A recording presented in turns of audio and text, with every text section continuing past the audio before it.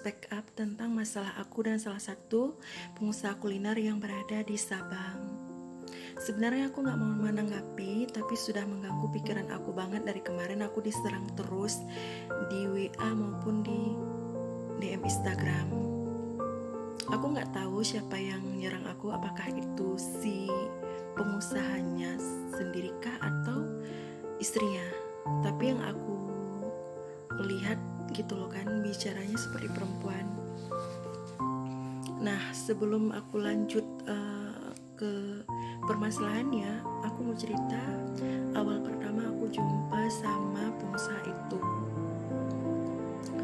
Nah, pertama kali aku jumpa sama si pengusaha tuh, aku kenalnya di tahun 2018, perkiraan akhir deh kayaknya, perkiraan akhir 2018. Kenalnya di Banda Aceh. Di sana aku masih berprofesi sebagai ikon kuliner. Nah, pada saat aku bekerja sebagai ikon kuliner di salah satu kuliner yang ada di Banda Aceh, si pengusaha ini berkunjung ke outlet itu dan aku masih dalam keadaan bekerja. Nah, di situ dia melihat kinerja aku sebagai ikon dan model di situ. Kemudian dia langsung menawarkan ke aku, dia tanya jasa aku berapa untuk menjadi promosi usaha dia. Nah, aku bilang saat itu 3 jutaan kontrak awal. Dia langsung bilang, kok terlalu murah gitu loh, kok terlalu murah. Kak, dia panggil aku Kak karena usia dia memang lebih muda daripada aku. Kok lebih murah, langsung dia kasih aku 10 juta di awal ketemu. Nah, siapa sih gak senang? Nah, aku kan masih terharu. Awalnya aku nolak karena aku baru awal-awal pegang duit banyak ya waktu itu. Maksudnya dalam pekerjaan aku baru kali itu ada orang yang mau bayar aku puluhan juta langsung cash gitu kan. Setelah itu kita meeting, ada beberapa kali pertemuan. Terus terjalinlah kita tuh kedekatan gitu kan. Nah, sampai kita dekat-dekat, ada berapa kali ketemuan, ada berapa kali kinerja yang memang aku diapresiasi sama dia gitu, dekat gitu loh. Ada chat-chat memang chat-chat yang gimana ya, dekat gitu loh, sebagai teman. Karena waktu itu aku single dan dia pun masih single. Dia masih kuliah di salah satu universitas di Banda Aceh waktu itu.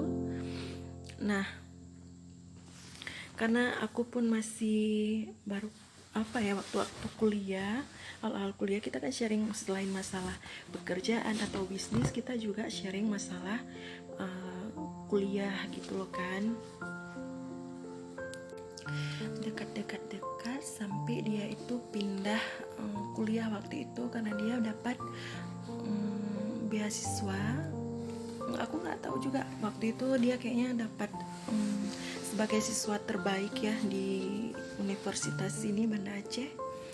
Dia dapat nggak tahu aku apa itu, pokoknya dia pindah ke daerah Semarang. Nah, waktu di Semarang dia emang agak sering banget chat aku, Kak, aku rindu gitu kan. Dia bilang selalu chat aku, mau pagi, mau siang, mau malam gitu loh. Sedangkan aku kan lagi sibuk-sibuk bekerja nih.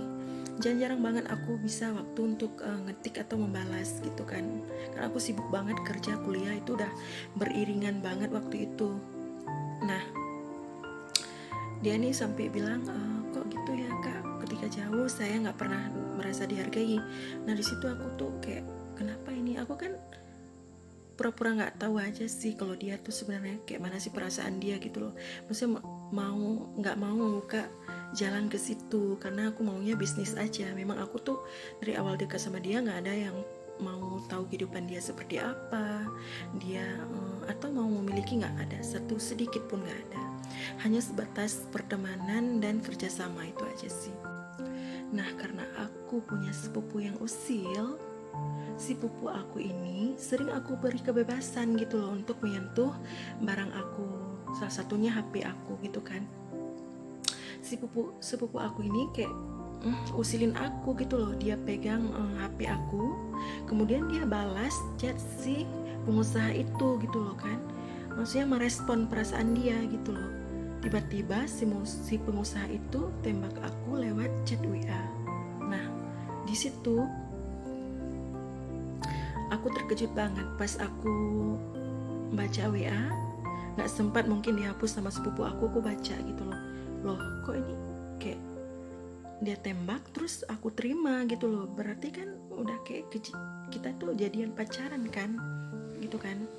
Nah, aku kan kesel, marah gitu loh sama sepupu aku, tapi kan aku nggak mungkin dong langsung membalas, langsung balas WA ke dia, langsung bilang ini itu, kan nanti HP aku gak diprivasikan gitu loh, kan dia pasti merasa kecewa. Aku nggak tahu ya apa tindakan aku waktu itu yang benarkah atau salah gitu loh. Yang pastinya aku sangat menyayangkan hal itu. Selanjutnya dia kayak merasa aku nih pacar dia gitu loh. Hari-hari berikutnya dia tuh merasa aku nih pacar dia sering WA aku makin romantis gitu kan. Nah, sampai di titik dia itu bilang chat aku, "Kak, aku gak betah nih di Semarang, aku rindu sama kakak."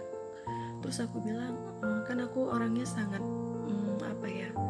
sangat menjaga, karena dia kan posisinya anak orang ada, berprestasi. Aku bangga dong gitu loh punya teman, aku masih anggap teman gitu kan. Aku bilang, pertahankanlah prestasimu, jangan pulang gitu loh, jangan menyerah gitu kan. Kakak akan selalu ada di sini, kakak akan selalu di Banda Aceh. Kalau kakak kemana-mana, kakak pun akan bilang gitu kan. Nah, sampai dia tuh terus gak betah isi aku gitu loh kan. Makin aku respon, makin dia tuh kayak kepengen pulang ke Banda Aceh. Nah, tiba-tiba 2 minggu kemudian dia ngechat aku, "Kak, aku udah di Banda Aceh nih." Waktu itu dia bilang, "Kak, aku dari Sabang, tapi aku gak bisa ke rumah kakak karena aku ada masalah yang harus diselesaikan gitu loh." Kayaknya dia pulang secara tiba-tiba dan secara tidak minta izin di sana gitu loh, pulang ke Semarang. Aku sama sekali lillahi ta'ala aku gak pernah nyuruh dia pulang ataupun membuat dia itu pulang, sama sekali enggak. Sepupu aku pun aku udah baca chat, tidak pernah ada chat yang nyuruh dia itu pulang ke Banda Aceh. Nah, tiba-tiba dia ada di Sabang, terus dia bilang, "Kak, aku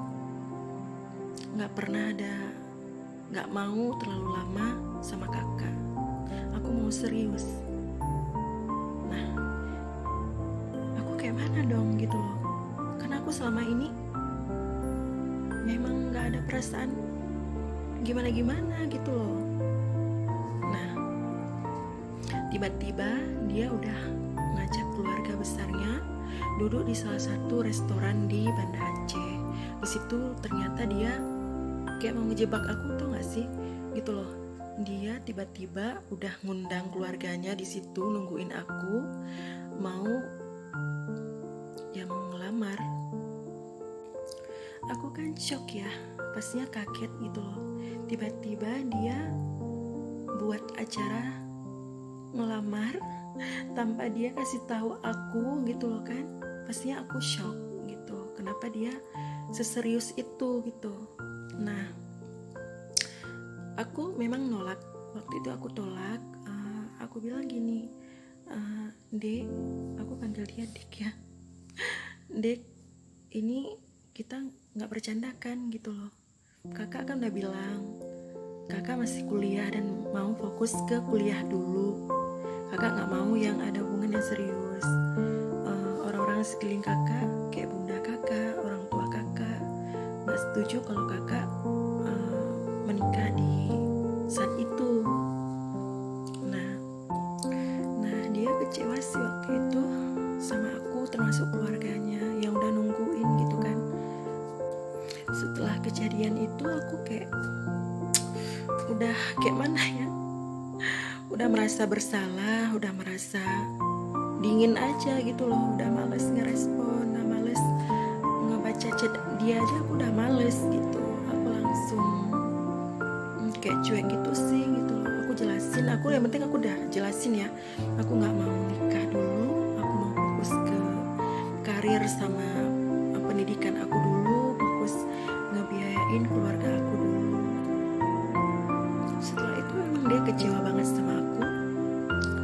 HP aku tuh, WA aku entah di blok waktu itu, entah nggak ada kabar sama sekali. Dia balik ke Semarang. Nah sampai di Semarang dia kayak cuek banget sama aku. Ada sih aku usaha komunikasi gitu kan, aku tanya kabar, Dek gimana kabarnya gitu loh. Dia ngeresponnya mulai kayak biasa, baik gitu kan, kayak cuek gitu. Mungkin kecewa, iya, oke, nggak apa-apa. Ya aku selanjutnya dengan masing-masing aja gitu loh, aku jalanin hari aku seperti biasa, dia pun seperti biasa. Hari-hari selanjutnya atau bulan-bulan selanjutnya nggak pernah ada kabar sama sekali. Nah sampai aku viral kemarin tuh, ya kan, sampai aku TikTok aku viral. Nah aku kan udah kayak aktif di medsos nih, udah punya apa ya, kalau Instagram aku udah mulai aktif di Instagram. Nah dia kayak nge-follow dan DM aku, tanya apa kabar gitu kan, mungkin nggak tahu lah ya. Nah aku jawab baik gitu loh kan, aku cuek biasa aja karena aku udah tahu dia kayak nanti takutnya tiba-tiba ngelamar lagi, bukan GR ya, tapi kita lebih menjaga perasaan orang karena dia memang apa ya, berprestasi dan juga orang berada beda sama aku. Cuek sampai dia tuh ngechat tiba-tiba aku di WA. Nah tapi nomornya itu nomor dia gitu loh. Tiba-tiba, hey haram jadah, anjir gitu loh kan. Kok pas aku cek nomor dia gitu loh, lontong gitu loh. Dia bilang aku lontong, ingatlah kamu tuh telah berdosa, pekerjaan kamu lontong. Nah siapa sih yang gak naik pitam, siapa yang gak emosi, ku tanya ya. Nah aku kan balas gitu loh, aku ngerespon karena menurut aku kalau misalnya hal-hal yang seperti itu aku senang banget, itu makanan aku kalau harus dilawan kan. Maksud kamu apa ya, ini siapa ya?